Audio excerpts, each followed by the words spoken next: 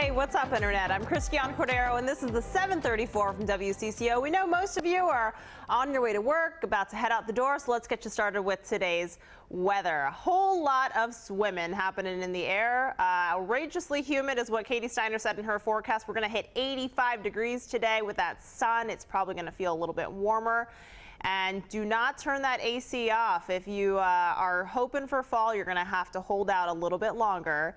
Tomorrow morning, we're expecting some storms, 83 degrees, not going to get much cooler anytime soon, but there are things to do or not do in this type of weather, so act accordingly. So now let's talk about this. Even though it will still feel like summer today, fall officially starts next week, 4 days, I believe it is. So we thought it would be a good time to reflect on summer 2019. Did you have a good time?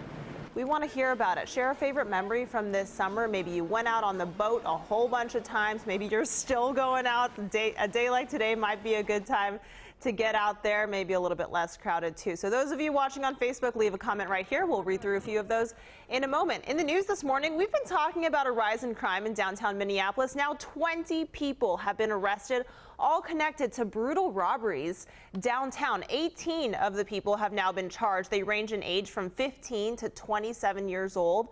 The attacks were caught on surveillance video. Police say groups of people would target one person, assault them, and often take their cell phone and wallet. Numbers show robberies are up about 50% compared to this time last year in downtown. The arrests could impact that number. Need to fill up? Be warned, gas prices are expected to jump 10 to 25 cents after last weekend's attack on Saudi Arabian oil plants. President Donald Trump suggested Iran is to blame, but stopped short of definitively blaming them. Secretary of State Mike Pompeo is headed to Saudi Arabia to discuss the attack. The president also downplayed any significant oil impact in the U.S., which seems to contradict the higher gas prices here in the metro area. Overnight in Forest Lake, a gallon of unleaded gas was up to $2.69 a gallon at this speedway. The good news is oil prices have dropped by almost $1 a barrel overnight, so those prices, of course, could fluctuate. From your fuel to the car, in your car to the car itself that needs it. Talks continued into the night, but there was no end to the strike against General Motors. So now more than 49,000 GM workers will be on the picket line again today. They're asking for better pay and better health care. Vaping can't seem to make its way out of the headlines. A 7th person in the U.S. has died from lung disease related to e-cigarettes. The latest death happened in California. It makes 2 reported deaths in that state. 5 other people in 5 other states have died in part because of vaping. That includes 1 person in Minnesota. So what do we do about it? Well, a health school official, school nurse rather, in Minnesota is heading to the front lines trying to figure that out. Sue Nokleby, I spoke with her. She's writing a vaping section in a new resource book for educators. She says the most important thing for teachers and parents is to just be aware. So it's to know who your kids are with and to tell them that vaping is not safe, to keep stressing that, and to be a good role model by not smoking or vaping yourself. Yeah, Nokleby said that she really started noticing e-cigarettes disguised as other things like eyedroppers, USB ports around 2015 and 2016.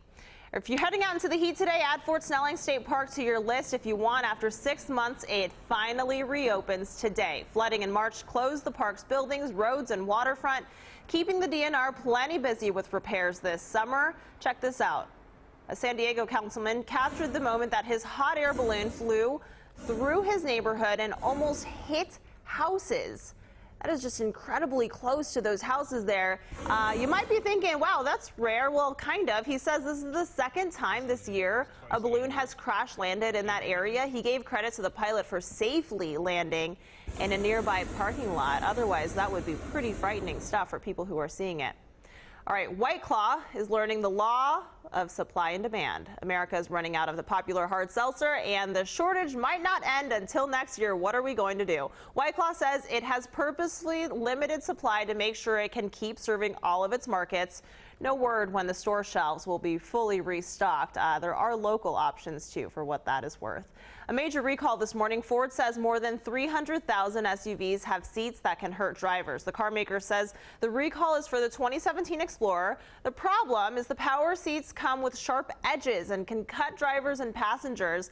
The company says that 31 reports of people getting cut because of the mistake have been reported. So contact Ford to see if your model is affected by this. But again, it's only with models with those power seats.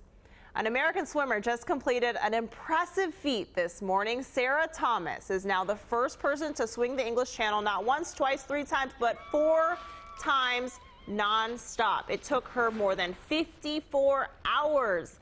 The swim was supposed to be around 80 miles, but because of strong tides, Thomas ended up swimming closer to 130 miles. Her reason why also adds to the list of things that should impress you. Thomas is a cancer survivor. She finished treatment for breast cancer last year and dedicated her record-breaking channel swim to other survivors. You go, girl. And you go, boys. The St. Paul Saints won the American Association title, and you've got to see this. Their victory parade was hilariously short. 1 minute, it was electric, yeah, electric atmosphere. A lot of people showed up for it, which we did not expect. So that's just St. Paul Saints baseball for it. We got a great fan base. When we say 1 minute, we're not kidding. That victory parade was literally 1 minute long, 1 block short. Players marched down Broadway Street from 4th all the way to 5th. It started as a joke, but after the big response, they said, why not? Let's make it happen. This is the Saints' first title in 15 years. Back to today's talker. Let's bring in WCCO's digital guy, Jonathan. Jonathan, what are we reminiscing about this summer? We got all sorts of answers today. We have Heather saying the State Fair. The State Fair was a big highlight. That was one of my highlights, too. Annette says her daughter's wedding. Cindy says the Aquatennial. Cool. Heather, her trip to Las Vegas. I'm curious about you, Christiane. What was your highlight of the summer? I took my dad to the State Fair for the first time. He lives in Los Angeles, so that was pretty eye-opening. And I also got to cover the U.S. Women's National Team at Allianz Field. As a big soccer fan, that was super fun. Went home to California, so that was cool, too. What about you, Jonathan?